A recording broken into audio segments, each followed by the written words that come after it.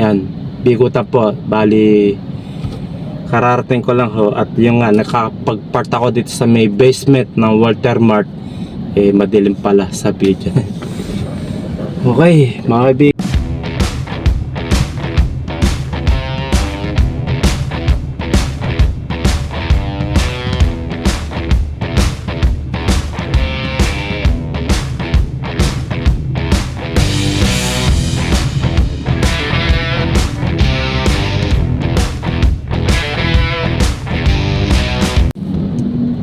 Madilim.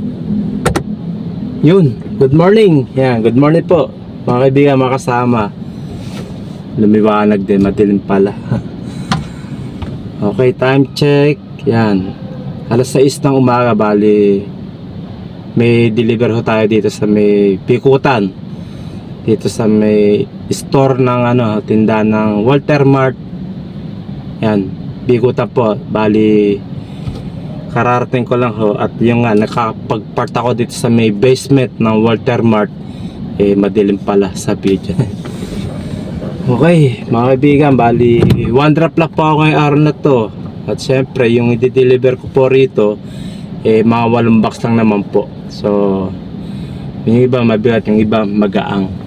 So, kayang-kayang buhati ko. Baga, isang hakotan lang, isang postcard lang to. Isang hakot lang. Padadala ko na mismo sa may receiving area ng Walter Mart dito sa Bikutan. Okay, mga kaibigan, syempre Bikutan area po ngayong araw na ito. Isang drop lang po ako. Ang ibabayad sa akin dito ni tracking, nakakalaga na 1,590 pesos. Yun po ang babayad sa akin ni tracking.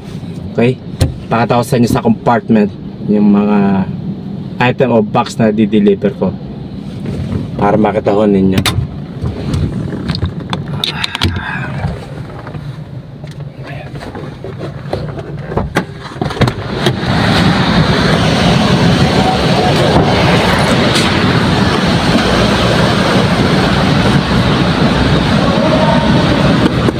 Ito mabigat to.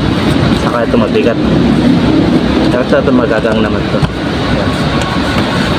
Yan, magagang to. Yan, magagang naman to. Yan, mga 1 box lang po yan. Yan. Ito, kita ko ba nila. Yan. 1 box lang po yan.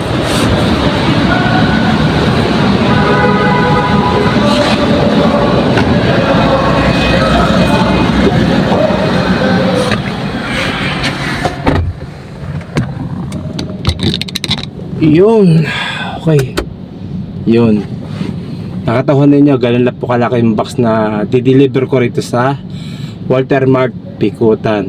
Yung iba, may maliit na box lang, napakagami. Malaking box to, may kabigatan. Yung iba, magagaan lang din naman po. Kumbaga, dahil sabi, 8 box, ang hakotan lang sa postcard, tutulak ko lang, papalapit doon. Yun.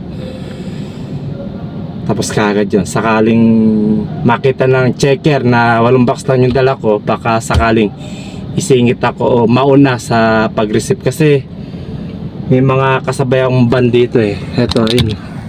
May nakita nyo, sa L300 na van FP Mitsubishi. Sa una nyo, may truck na katabi yun. Ayun, nakita nyo.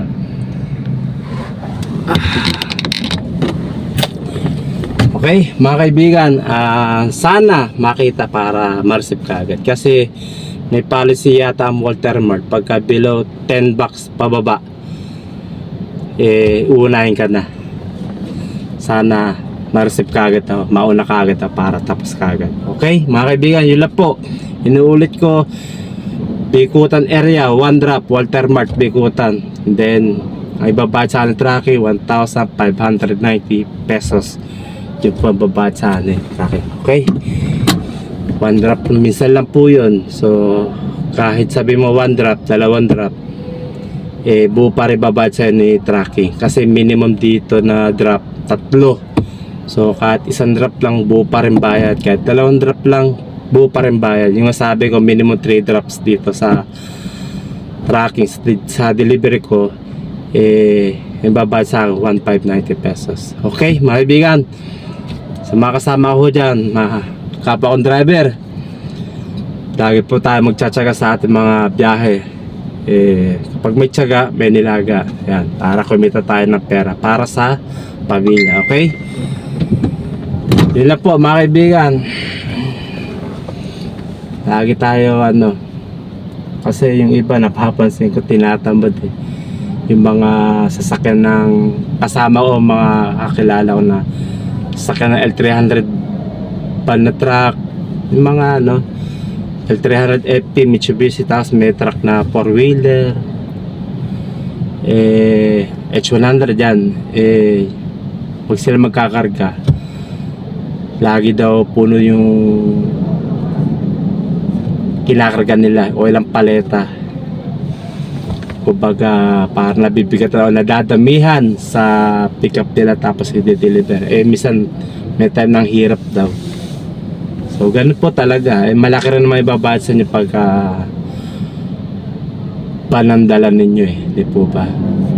Okay, kasi depende sa unit po yung binabayad ni tracking Pag sedan rate. Pag AUV, MPV, yung kanya-kanya po yung bayad nyo. Nakaseparate po yun. Siyempre mga malaking kargaan po yun Yun lang po, basta magtsaga ho tayo at lagi tayo mag-ingat sa ating mga biyahe. Lahat ng hirap, baliwala yan, basta sa pamilya. Okay? God bless po sa inyo lahat. Keep safe and keep on driving.